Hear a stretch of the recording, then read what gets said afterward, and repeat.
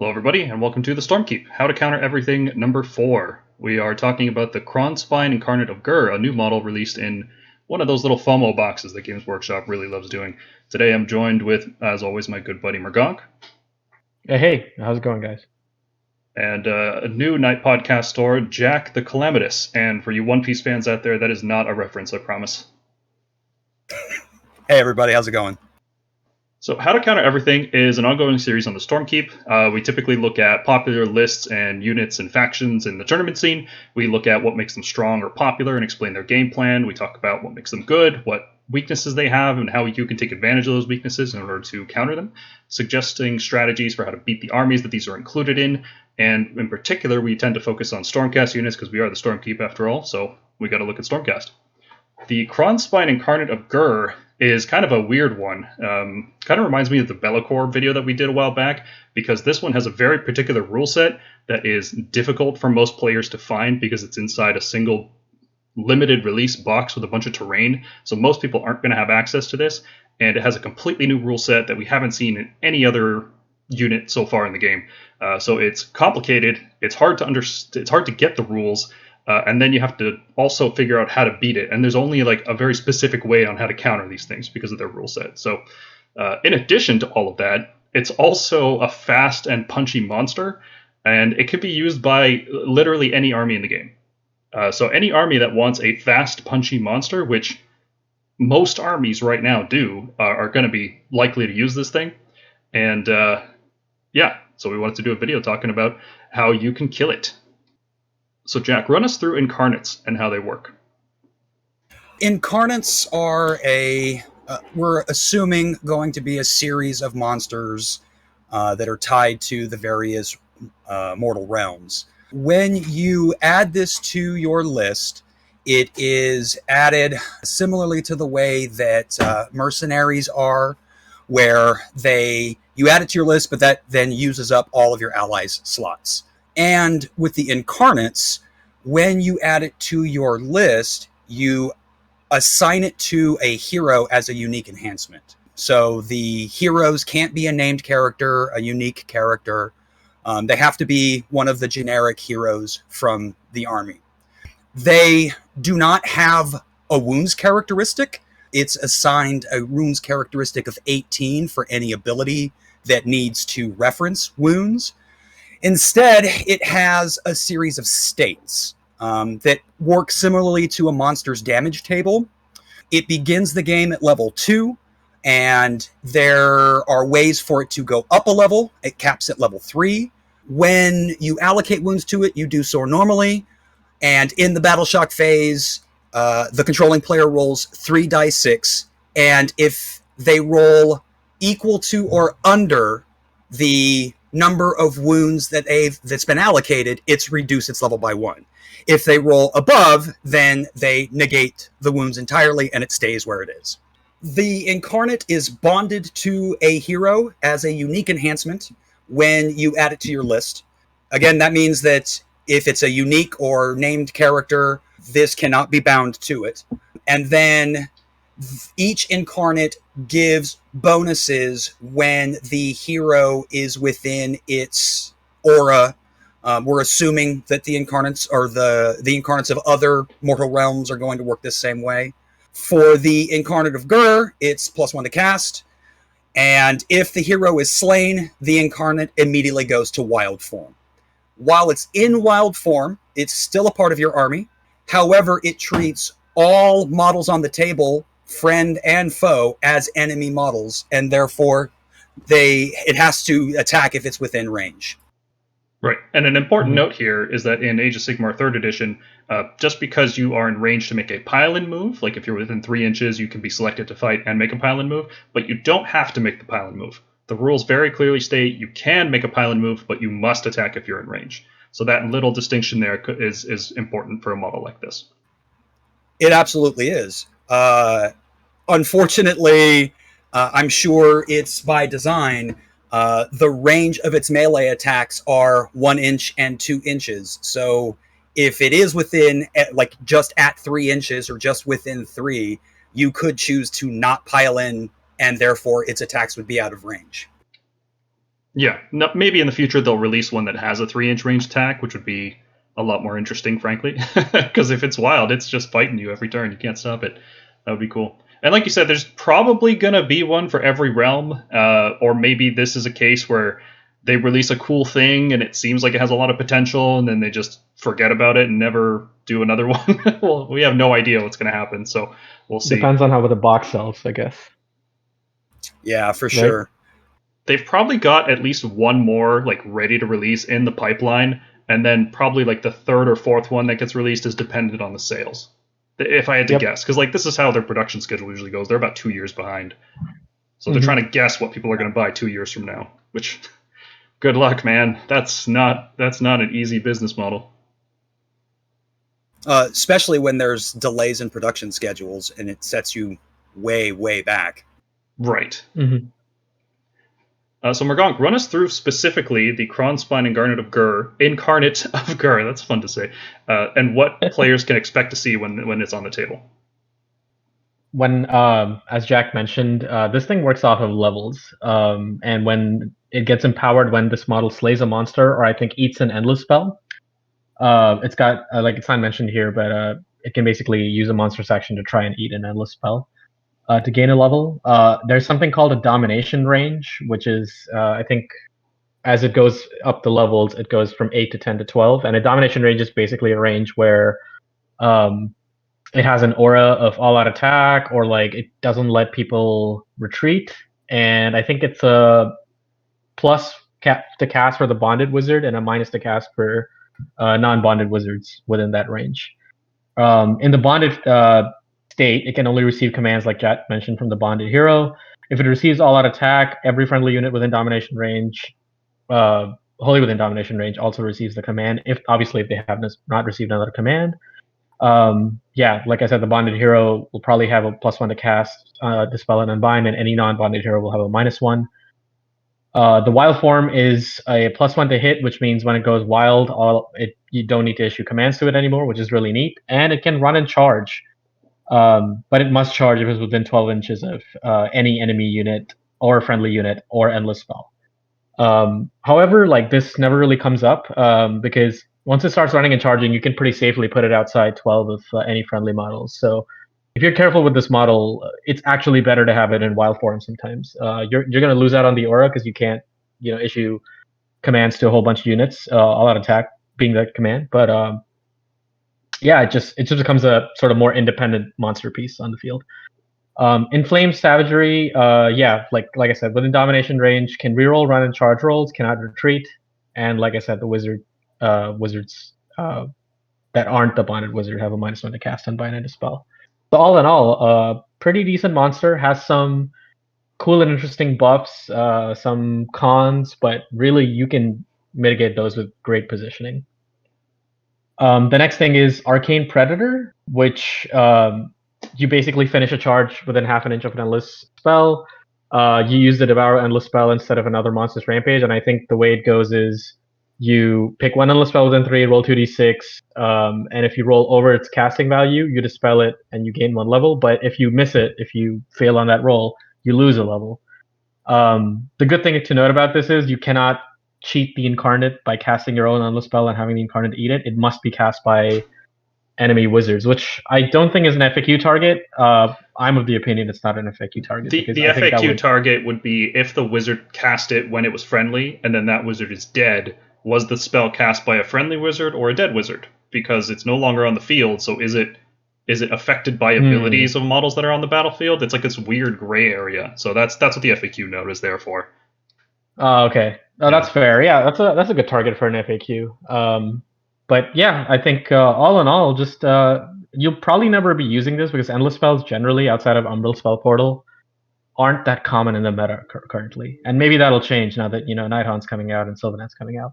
So definitely it sees more play when you're running these kinds of lists that try to kill your own wizard in order to make your Incarnate go wild, and then you eat your own spells because presumably it's cast by an enemy wizard.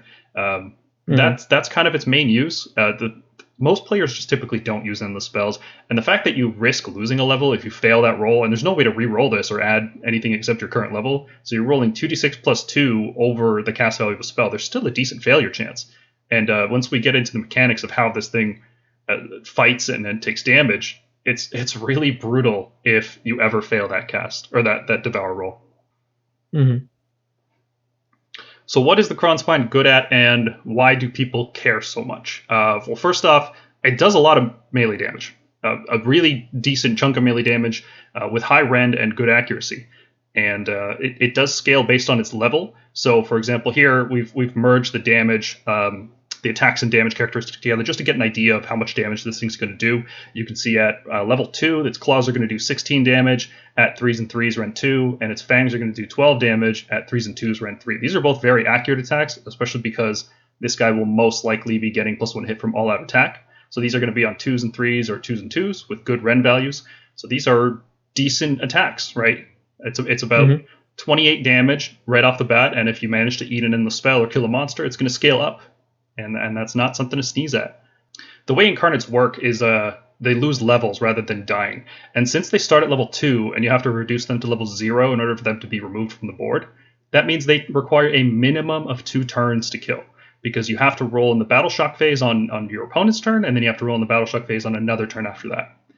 And that's not easy to do. That means it always gets to fight in the combat phase. So even if you charge in and deal the 18 wounds you need to deal with it to guarantee that it's going to fail that roll at the end of the turn, it's still going to punch you back. And with its good attacks, that's pretty scary. You're always trading down when you fight a Krondspine. Another really good thing for the Krondspine, and what a lot of lists are using it for, is the all-out attack issued on all friendly units around it. As well, if you're in that range, you're also going to be re-rolling run and charge. So for very aggressive melee-focused armies that want that extra mobility and command point efficiency, this thing is a great inclusion. And when you factor in that it can't be killed, it also adds this great defensive utility for that turn. In addition to all of that, it's also pretty fast, 12-inch flying move, and when it's in wild form, it can run and charge, which is pretty speedy. It has the monster keyword, so it can use all the different monstrous rampages. It can score battle tactics and grand strategies in Ghur. It gets bonus victory points, and it itself, since it takes 2 turns to kill, doesn't feed your opponent victory points like a lot of other monsters would. Also note that when it's removed from play, that doesn't count as being slain for the purposes of the Predators and Prey rule. So you don't get bonus victory points with battle tactics like Bring It Down, but it can be the target of Bring It Down, which is a weird interaction, but that's how that is how it works. Yeah, because is it because the enemy models technically aren't killing it? It's sort of dying of its own volition. Yeah, it is not slain. So the rule that it uses is removed from play, and in the core rules, when the last model of a unit is removed from play, it is counted as being destroyed. So anything that triggers off of the word slain doesn't apply to this thing. But Bring It Down says that you complete the battle tactic when the monster is destroyed. Right, and you score bonus victory points if it was slain by an attack from a monster. Since you can never slay this thing, it just gets removed. It's a really weird niche thing, and maybe it won't even be relevant because the new General's Handbook coming out in a few months might just completely make that invalid, so it's not worth spending too much time thinking about it. But it is. Okay. It should be worth noted. If you're like a high-end tournament player, you should consider that. Like you mentioned, Mergonk, even when this thing's wild, you still control its movement, and since it has a 12-inch flying move, and running and charging when it's wild, it's really easy to get it in the position that you want it to be. So the downside of it having to charge, and in theory it would charge your own army and fight you, it rarely happens in that way because it's so easy to move this thing into the spot you need with its speed. It's also only 400 points. Like, a lot of armies would want to take this unit in their army. Like, if it didn't have like fancy, like just the stats and the abilities, a lot of armies would take 400 points for that. It's just a well-costed beat stick monster. I mean, every army that has a beat stick monster at this point level usually just gets shot off the board. Like, you think of like Flesh Eater Court Terrorgeist, for instance. And this is a monster that you literally cannot Alpha Strike off the board turn 1. Yeah, exactly. Like, this thing is going to be around to smack you in the face. Yeah, for a minimum of 2 turns. It's like, it's got the Marathi's Iron Heart of Cain in a sense. So it's pretty good. Mm-hmm. And let's look at typically what people are doing with it is they'll, like we mentioned, there's very aggressive melee armies that want to use this thing as a supporting unit that also charges in alongside them. So you could definitely see this with something like Idoneth Deepkin. They have a very aggressive eel type army. I'm not suggesting that's a great list. I'm just trying to give you an archetype of what would run this. Stormcast could use this alongside some drakes. You can charge them all in together, getting a reroll charge and run aura. Since the reroll isn't a command, you could also use this with what's our holy command called? Steadfast March. Yes, Steadfast March. Thank you. You could use this with Steadfast March to push your drakes up even further, and this works in all phases. So if you're doing a run or charge in the hero phase, for example, like with Storm Drake Guard, it also allows you to reroll that. It's just a very solid ability, and there's a lot of armies that do run and charge these days. I can definitely see Daughters of Cain will really like this thing because they run and charge and they can reroll both. It's going to be great. So that's the main use of it, is as an offensive tool. And then also there's this other side of it that because it's guaranteed to survive at least one turn, and it requires 2 turns to kill, the Krondspine can hold territory like nothing else in the game can. This is like a mini Marathi that every army can use. And because it's a monster, it also counts as 5 models. So you can't just, get it tied into some combat with a small unit or something. You actually need to dedicate resources that will survive combat with this thing in order to contest objectives that it's holding. And because it's so hard to kill, and because it presents such a threat, your opponent has to dedicate serious resources into this 2 turns in a row. And that first turn that they're putting damage into it accomplishes literally nothing. Nothing changes in terms of board state. You just get a redo, like, okay. And because of how Age of Sigmar turns work, sometimes you get 2 turns in a row and you can blow it off the table, but other times the opponent gets 2 turns in a row and this thing eats a bunch of endless spells and kills some monsters, and then the game's just over. Like, it can snowball out of control. If it goes up a level, it becomes insanely hard to kill after that, because then you're talking about minimum 2 more turns of trying to deal with this thing. Yeah, anytime it gains a level is almost a loss right off the bat. You have to really make sure this thing never gains a level. Yeah, it definitely requires a lot of coordination and strategy when you're facing off against one of these things. Right, but it does have very particular weaknesses. So let's take a look at those, because it doesn't seem like it has a lot, but the more you look at it and the more you play with it, you can see some start to emerge. So although it takes 2 turns to kill, it does have a lot of trouble negating and avoiding damage. It's a big base. It's not a subtle creature. It's not teleporting around. It's moving in a pretty much a defined direction because you know what your opponent's going to want to hit, and it only has a 4-up save with no ward, so just pour damage into it, and it will take the 18 wounds you need in order to guarantee that it's going to lose a level.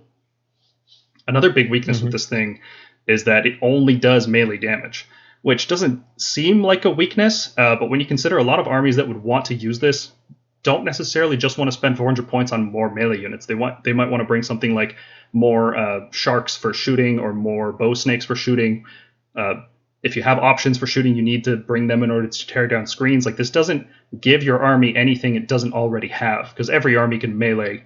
Well, maybe not Caradron, but every army pretty much does melee combat. So this just adds to that. It's not giving you a unique functionality your army doesn't have. Furthermore, the melee damage it does, if you can strike first, or make this thing strike last and then, retreat out of combat or pile in out of range or something, you can really mess with it because it's a very straightforward fighter. Think of it like a Maw Crusher. It doesn't have any tricks once it gets into combat. All it does is it hits you really hard. And that kind of damage, because it's high damage and high rend, you can negate it with things like Scaly Skin or the Cruel Grass Cruciator's ability, which reduce damage by 1, or effects that ignore rend. Like, if you have an Ethereal Ghost, you don't care about a Krondspine having rend 3 attacks. It doesn't matter to you.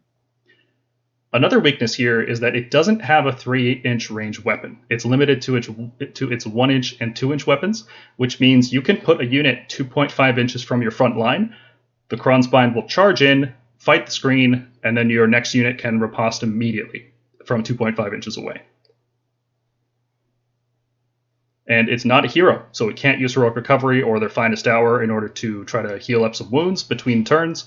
Although I guess in this particular case it wouldn't matter because you roll every Battle Shock phase and then start of the hero phase happens. Maybe if there was like some damage at the start of the hero phase or something, it could matter. But no, it can't use Finest Hour, and that's the biggest one, I think, because it can't save stack that effectively. You need to cast Mystic Shield on it, you need to issue all out defense on it, and only the Bonded Hero can issue all out defense on it. So if you can shut him down, then this thing becomes easier to kill. Mm-hmm. Especially because it can't issue commands by itself. It can only receive them. So, and the Bonded Hero can only issue one command per phase. So if you have some other really cool ability that hero's trying to use, well, he has to choose between this one or issuing a command to the Krondspine. If you issue all-out defense, you can't issue all-out attack to 3 units, which is a big draw of this thing.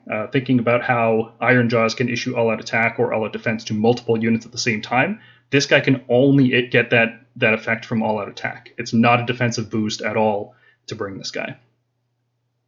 Aside from its own durability, of course. Like we mentioned before, Devouring an Endless Spell risks having it lose a level.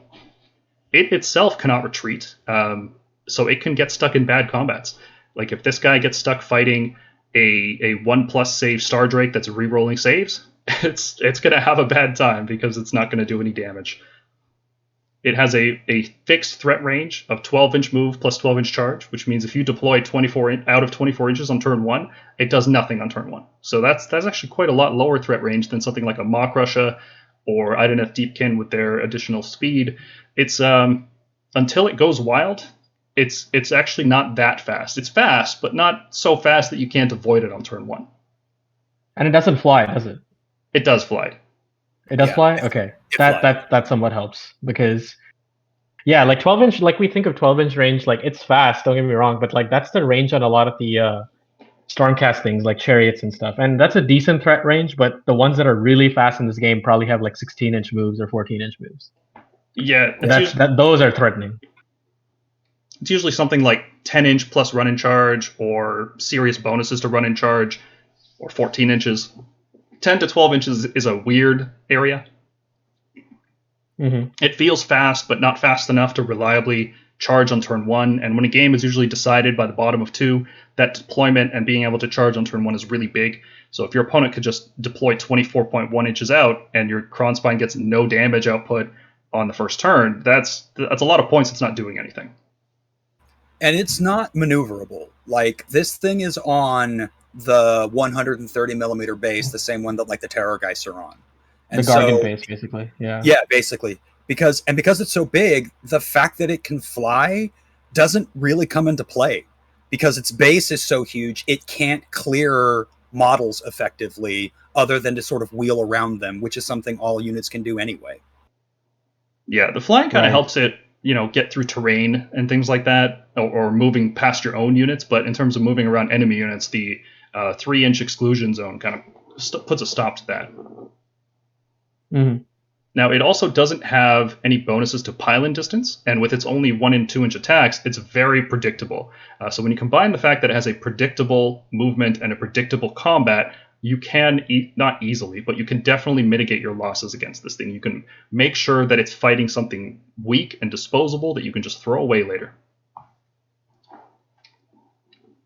Certainly, it must be worth mentioning that when it's wild, it has to charge. So you could, they're rare, but you could end up in situations where it has to charge the opponent's army if you kill the Bonded Hero, which is very doable for Stormcast, or one of the best armies for that sort of thing. It is a behemoth, which means it can't be put into Hunters of the Heartland, which means you can use abilities like Roar, Stomp, other commands on it, or sorry, I should say other Monstrous Rampages on it. And that's a pretty big downside these days. I think when you're not able to use all that defense, and you just take a lot of damage these days. Mm-hmm. And not only that, being a behemoth also means it competes in battle regiments with other behemoths. So it competes with other behemoths that aren't heroes. Like the Leviathan. Yeah, so like it'll compete with a Leviathan if they're not taking a Leviathan as a battle line. It'll compete with let's say like if you're Ossiarch Bone Reapers, it'll compete with like a Gothazar Harvester if you want to take this. I mean, not sure why you want to take this in that spot, but so any army that normally just takes a monster to have some that occupies that behemoth slot, it'll really mess that up. Any army that wants to take artillery, like if you're a Skaven player and you want some artillery, well, now you have to not be a 1-drop anymore. Yeah. when we start talking about the Krondspine, I think what most of us want to know is what do we do when this thing is sitting across the table from us? And there are a couple of reasonably simple things to keep in mind. The first is don't feed it anything that will make it go up a level.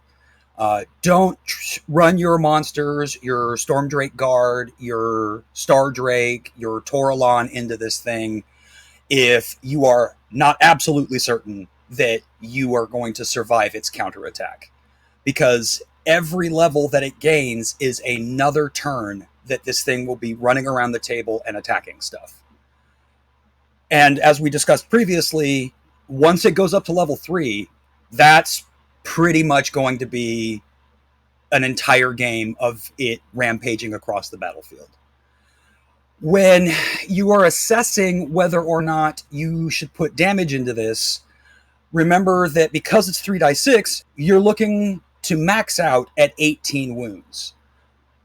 Ensure if you do 18 wounds to this, you are absolutely guaranteeing that it will go down a level. Anything less than that starts to increase the chance that your damage that you put into it that turn doesn't count because it gets negated. As close to 18 as possible. Okay. As close. Basically, yeah.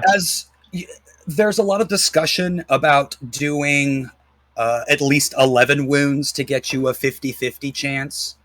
And if that's your only option, I mean, go for it. But you want to get as close to 18 as you can. The closer you get to 18, the more likely you're going to drop this thing a level. Yeah, and I think killing this thing as quick as possible, not letting it just run around and potentially power itself up and kill a lot of your dudes, the sooner you get rid of it, the better. So I would personally just overkill it. Like, pour more damage, do like 23, because it's a dice game. You don't know how much damage you're going to do exactly, right? So if you end up doing 20 plus damage to this thing, that's fine. I'd rather do 6 more damage than I need than 6 less. Exactly. Totally. Because when you can guarantee something in a dice game, that's very, very important. Yeah, absolutely. It's definitely, if your option is to not have a good chance of dropping at a level or absolutely guaranteeing it, go for the absolute guarantee. The only time that even becomes an issue is when the Incarnate is included in a list as a distraction piece, which we can talk about later. As we said previously, instant kill effects do reduce it automatically, instantly by 1. So, unfortunately, us Stormcast players, we don't really have access to instant kill effects, but it does mean that there are armies out there that can theoretically drop this in 1 turn. Because you can do an instant kill effect like Nagash's Hand of Dust, and then do 18 wounds to it, and at the end of the Battle Shock phase, it's reduced to 0 and gone. Right. Assuming it didn't eat a monster in that time. Right, exactly. Right. Yeah, right.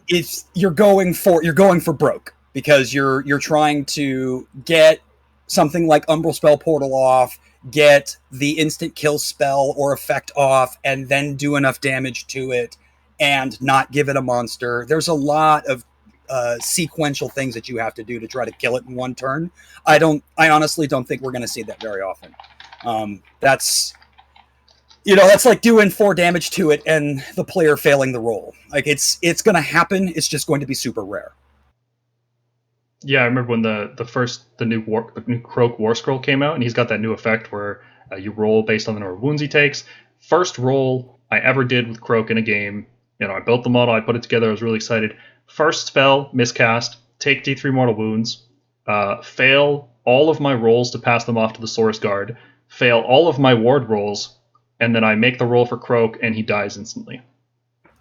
Yep, it's a dice game. It can happen. So don't ever let that happen. Don't do 17 wounds to a Krondspine and have your opponent roll 666. Just, it's better not to have that scenario happen.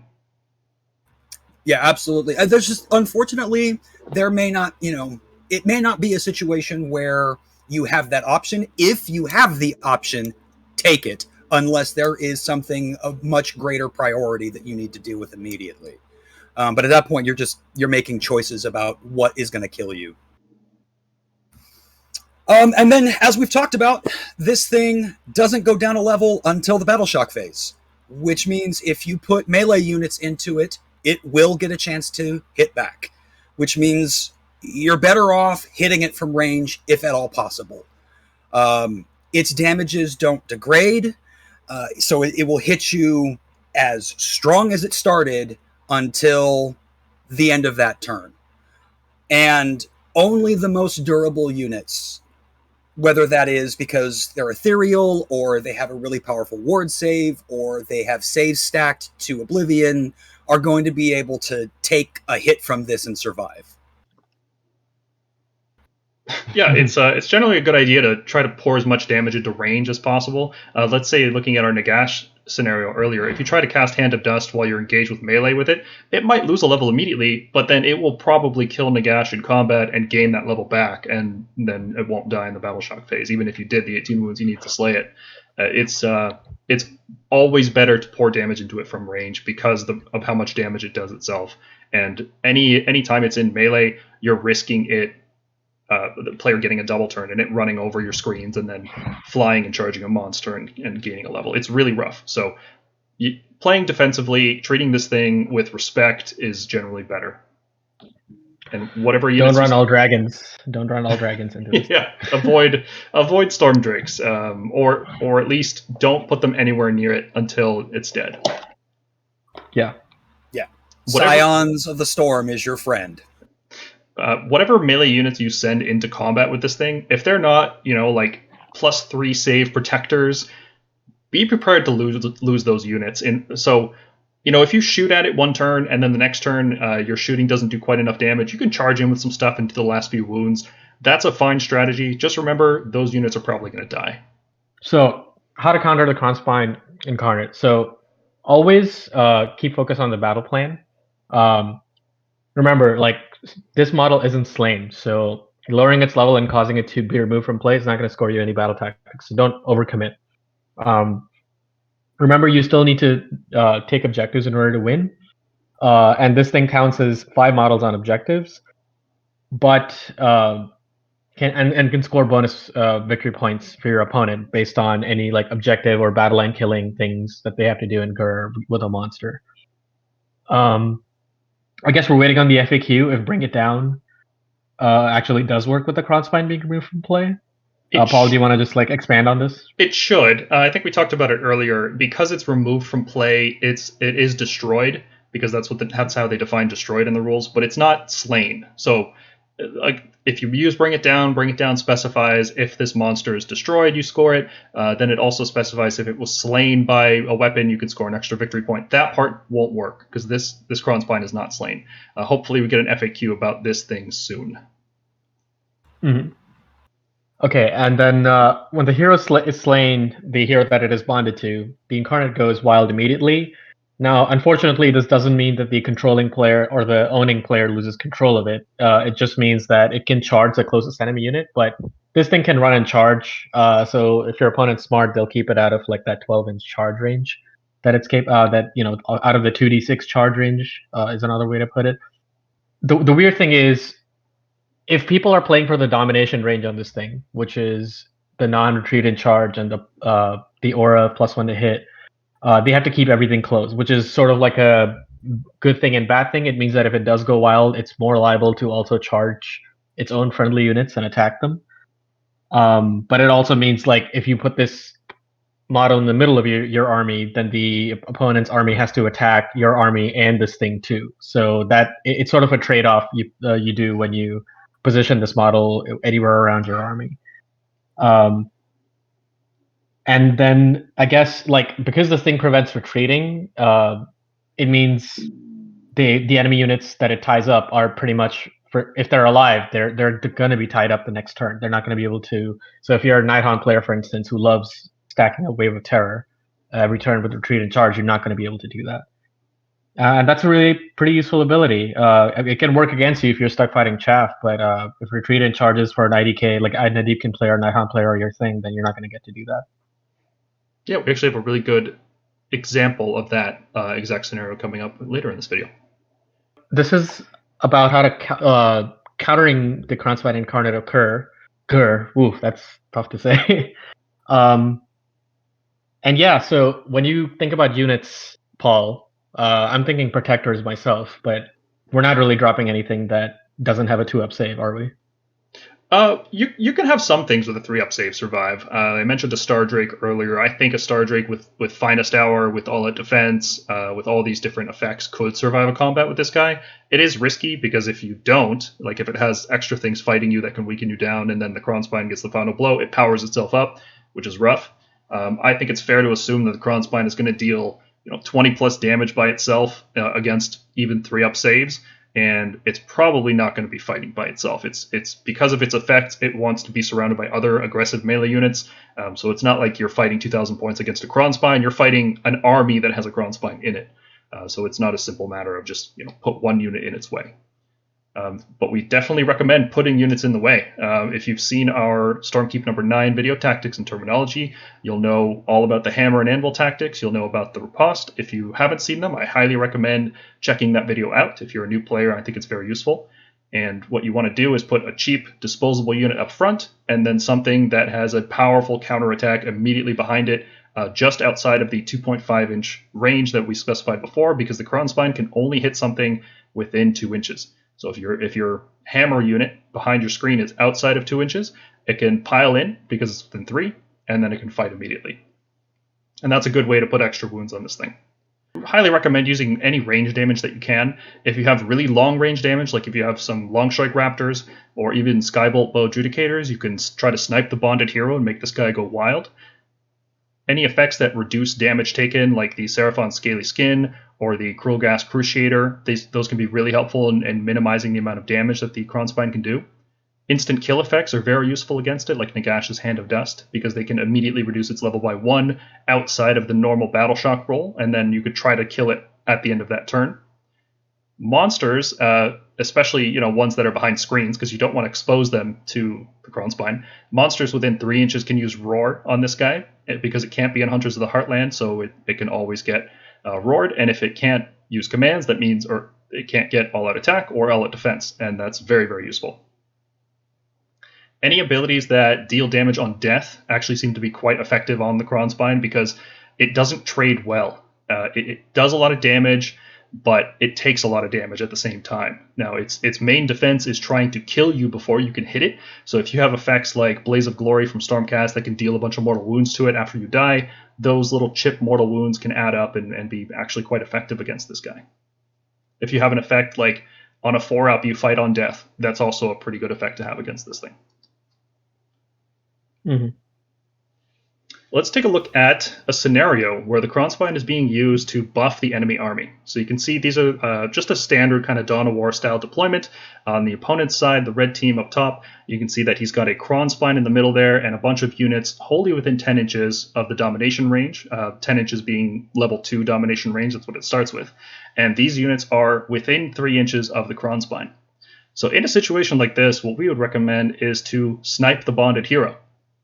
When you kill the Bonded Hero, the Krondspine goes wild. And because wild form incarnates treat all models as enemies, and all models treat a wild incarnate as an enemy, and they're within 3 inches, that means all of these units are now in combat. And because the Krondspine has an ability that says these units can't retreat, all of these units just have to sit there and fight each other until they're all dead. This is probably the worst thing that could ever happen to somebody using a Krondspine. And an inexperienced player will fall victim to this at least once. So if you see this scenario happening, absolutely snipe the Bonded Hero. The Krondspine will kill the enemy army for you. Yeah, I also think that now that we're seeing armies that can take a Bonded Hero and then leave them in reserve, we might start seeing this deployment style in those armies. So as an example, if we're up against new Night Haunt and they've put the Bonded Hero in reserve, they could just leave that Bonded Hero in reserve until turn 3 and have the Incarnate run around surrounded. Well, you don't want it surrounded by, because Night Haunt want to retreat and charge, but you can be getting the benefit of the Incarnate and not have to worry about it getting into your own army so long as that Bonded Hero is safe from enemy attack. Yep, definitely. I mean, you're losing out on the all-out attack aura, but yeah, you'll have a monster that can roar for you and do monstrous things for you. Absolutely. And reroll run and charge. There are definitely ways that a player can get around the downsides of the Krondspine. For example, if you deploy such that one model in the unit is outside of the domination range of 10 inches, then the unit is not wholly within, which means you are not being penalized by your own thing until it's actually your turn.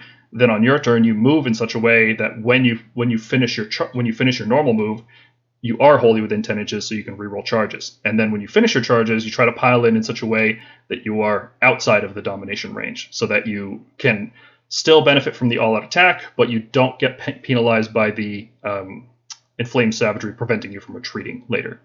So this scenario in particular, if it happens, great. That's like the best thing that could happen to you when you're playing against a Krondspine. Savvy players won't fall victim to this. This is not a typical high-end scenario. You won't see this happen. Oh, yeah. But something that is more likely to happen. So this is the far more likely scenario that we will see when encountering Krondspine in the opponent's army. In this setup, the opponent has deployed their army to one side, and then the Krondspine off by itself, holding an entire flank, because it can do that all on its own. What we've done here is there are no units within 3, which means if the bonded hero gets sniped, the Krondspine is not locked into combat. It's possible for units to be wholly within the domination range to get the benefit, especially if you move them, like Paul was saying previously, in such a way that in each of the phases they are able to benefit from its domination effect, but at the end of that phase, you're not locked, you're not prevented from retreating. So like if the enemy models closest to the Krondspine moved straight forward with it so that they remain in range, and then they make their charges and charge in opposite directions, you can still get the benefit without any of the drawbacks. This does normally mean that killing the bonded hero is not necessarily going to have an immediate impact. It's more of a delaying tactic, because once the bonded hero is destroyed and the Krondspine goes wild, now the opponent has to be very careful about where they end up moving their units and moving the Krondspine, because they don't want to leave their units within range to be potentially charged. It is the safest way to deploy and use the Krondspine, but you are going to get less effect out of it, or your opponent will get less effect out of it, because you're not going to be able to chain all-out attack. Only certain units will be able to get the rerolls to run and charge. And when you are dealing with this fast-flying beat stick, right, you want to avoid engaging it in melee as much as possible. You want to deploy out of its initial threat range so that it does nothing on turn 1 except maybe advance up the board. They'll give you the opportunity to shoot at it and try to reduce it in wounds. Try to avoid engaging it in melee as much as possible, because it is going to hit you back. You want to be able to deploy out of its threat range so that it can't charge in on turn 1 and it's just occupying space on the board. If it is the priority target, you want to get up to 18 wounds if possible, and then move on. This becomes very important when you're chaining different attacks. Like if you have shooting from different units, that will allow you to pick a unit, shoot, do damage, see where you end up. If you need to do another unit, then you can, and you just keep checking that until you've hit that 18 wound cap. On turn 2, if you have the ability to move cheap units, your screens, something not critical to your army, you can do that and slow it down. This is going to really rely on getting your screens in position, giving it things that it will likely end up charging that are not critical to your army, so that you can set up your counterattacks or your holding patterns while you deal with the remaining portions of the opponent's army. Because in many instances, this thing is going to basically offer you an additional target that you have to deal with. And when you're picking your targets, you have to decide what is going to be most threatening to your force. Is it going to be the Krondspine or something else that the opponent does not want you to shoot? If you're going to throw melee units into this, it's preferable to use something that either is going to do its damage and die, or that's tanky enough to survive the Krondspine's counterattack. If you have to, don't be afraid to sacrifice units, even if it seems like that's not particularly palatable. It is better to slow this thing down and have it not doing something super useful for your opponent than allowing it to just charge into your back lines and start mowing through your units. Yep, well said. Basic hammer and anvil tactics. You just want to delay this thing, slow it down, and make it fight useless stuff, and then you hit it with your good stuff. Very basic tactics when dealing with any kind of fast flying monster. If you've played against a Maw Crusher, I would say the Incarnate is probably less threatening than a Maw Crusher. It's also, I'm going to say, easier to kill, because getting through a save stack Maw Crusher is like needing 2 turns to kill it, unless you can just do a ton of mortal wounds immediately.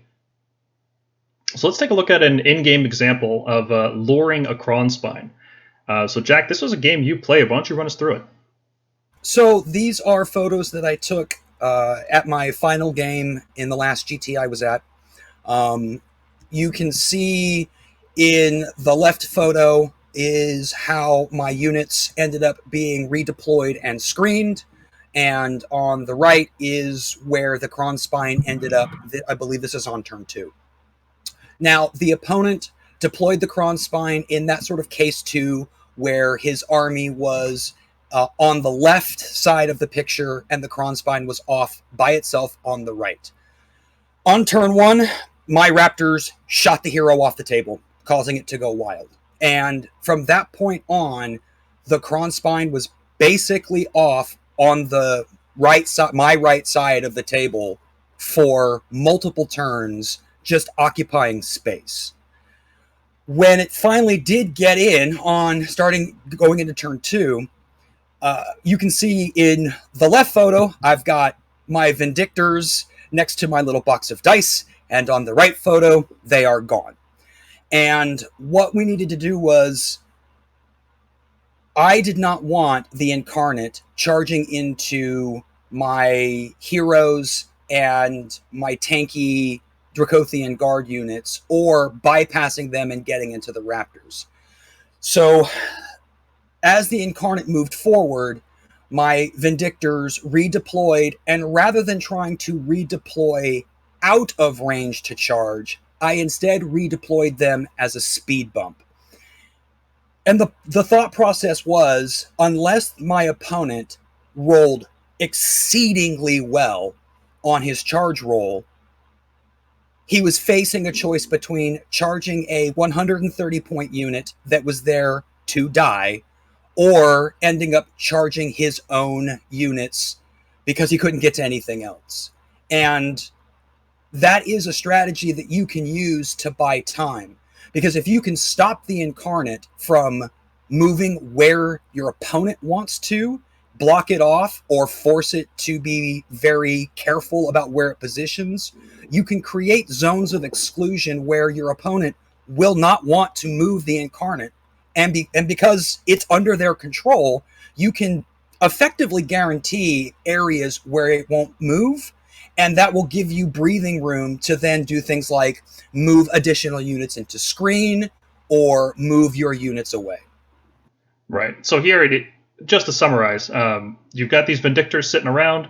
They are redeploying into the Krondspine to prevent it from just running past. It needs a much higher charge roll because the Vindictors are in the way now. It needs a much higher charge roll to get anywhere useful.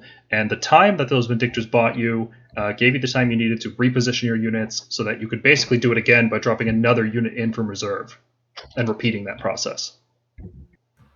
Yeah, and that is correct. The other thing that it's sort of hard to see in melee range with Be'lakor at the time was Bastion, and where the Incarnate ended up put Bastion and my Tempestors within domination range so they couldn't retreat. By stopping it dead there, Bastion was able to pile in outside of the domination range and then on the next turn retreat out of combat and start to score battle tactics.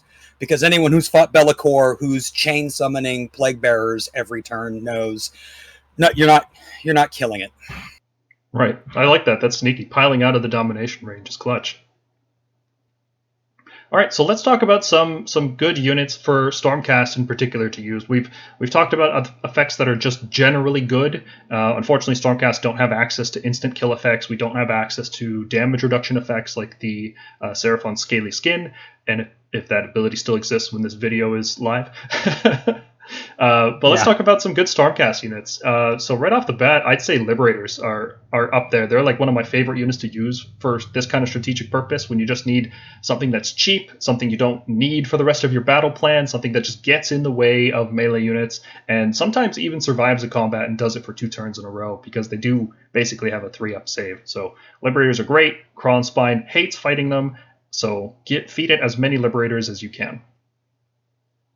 And then on the opposite side of that spectrum, I'd say Protectors are filling a really good role here because if you go all-out defense, and you can guarantee it if you're in Hunters of the Heartland, it can't be roared, and you get another +1 save from, let's say, Mystic Shield or Lord Castellant, if you reinforce those Protectors, you can reliably survive combat with a level 3 Krondspine.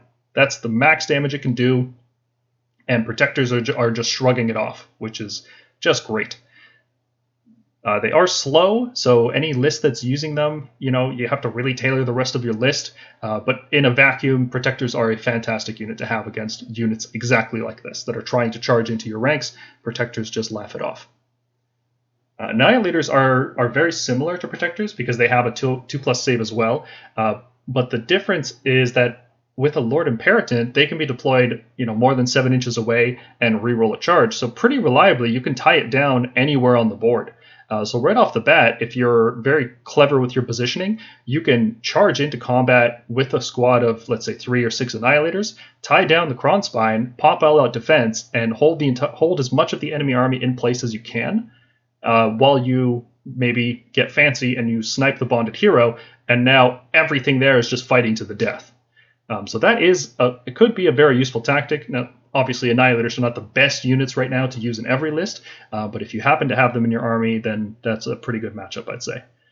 Now, unlike Protectors, they have less wounds, so a couple bad rolls could just kill the unit, because you only have 9 wounds per squad instead of 15, and when you reinforce them, because they only have 1-inch range, their damage isn't the best. So you still will need supporting damage. It's not like the Annihilators can do enough to bracket, or air quote, bracket the Krondspine properly down a level. I'm a big fan of Gardas Steel Soul in general, but a 5+ ward aura giving you a 50% increase in effective health is really strong in a Stormcast army when we already have really high effective health from our save bonuses. So if you have a unit of Liberators and you give them some save bonuses and they get some good rolls, they don't get terribly unlucky, with a Gardas Steel Soul aura, you might even be able to survive a combat with that kind of disposable unit. So those kinds of plays are enabled when you have a 50% increase in effective health.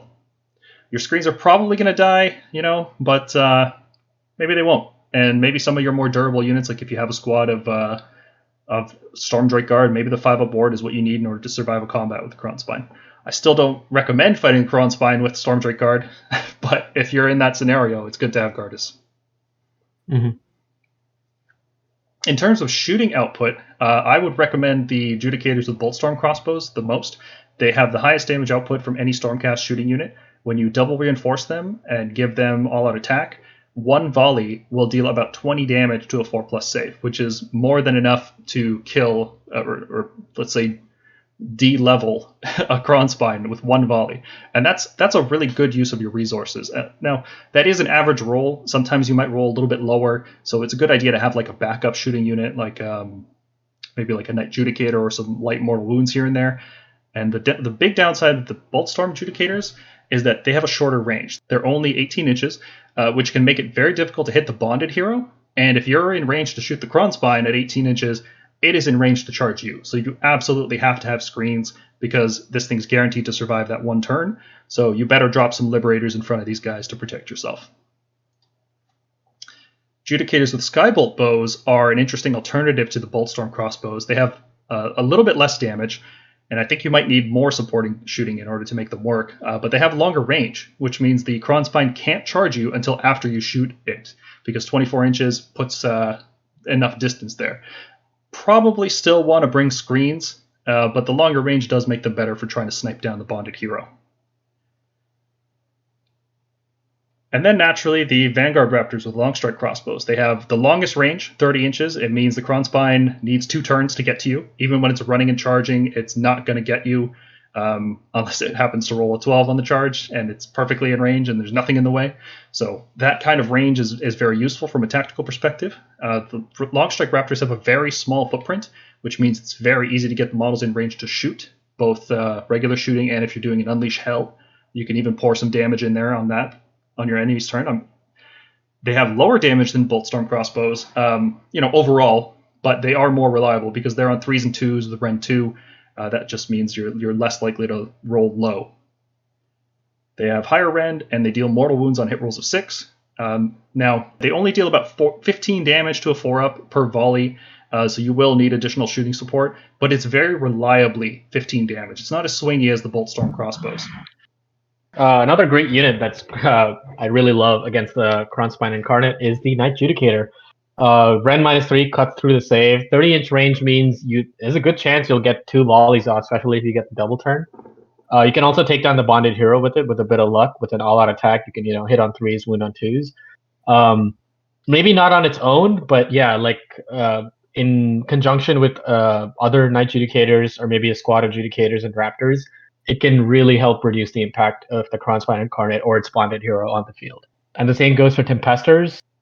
They're probably not going to snipe any heroes, limited as they are with their range, but with their insane volley fire and the mortal wounds from the Drakon Breath, they can they can bring the Krondspine Incarnate to a level where it has a reasonable chance of falling down a level without having to engage it in melee and having risk them being blown off the board.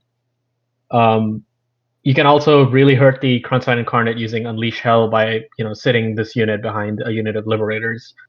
And yeah, if you had Gardastead mix, then yeah, it gets even better. Yeah, I don't think a lot of opponents are going to expect losing a level on their own phase to Unleash Hell and then fighting with these Dracots, because they are still 3 attacks apiece, Ren 2 damage, and that sort of thing is very good at fighting the Krondspine. Having the Krondspine charge a unit of 2 Tempestors, who then unleashed Hell and fought in the combat phase, is how I destroyed the Incarnate in my first tournament matchup with what they're okay. Like, Unleash Hell is not going to drop the Krondspine a level by itself with Tempestors, but if they get a chance to fight with both models, or if you've reinforced them, you can reliably drop it a level in one turn that way. Yeah, Tempestors are great. They shoot like crossbow Judicators, and then they fight almost like Retributors. They're pretty decent models. All right, guys, hopefully this has been a useful tool for you to understand how a Krondspine works, what players are trying to do with it, and some general tips about what to do against it. If you're a Stormcast player, hopefully these unit recommendations are something you can fit into your list. I think if you end up facing a Krondspine, you'll be quite pleased at including any of these units. If you have your own thoughts on strategies, especially something that you have seen in your games that has worked very well that we didn't cover, hit it up in the comments and let us know, because we would like to hear other people's perspectives and experiences with it. Yeah, we'd love to hear your thoughts on how to counter this thing. It is a new model. It's got its own unique new rule set. So we're just kind of looking at it more or less like another fast flying beat stick that just takes 2 turns to kill. But if you have some cool combo or some tech that you think we missed, drop it in the comments and we'd love to take a look at it. And that does it for this episode. Thanks everybody for tuning in, and we'll see you in the next one. See you next time, guys. Thanks, everybody.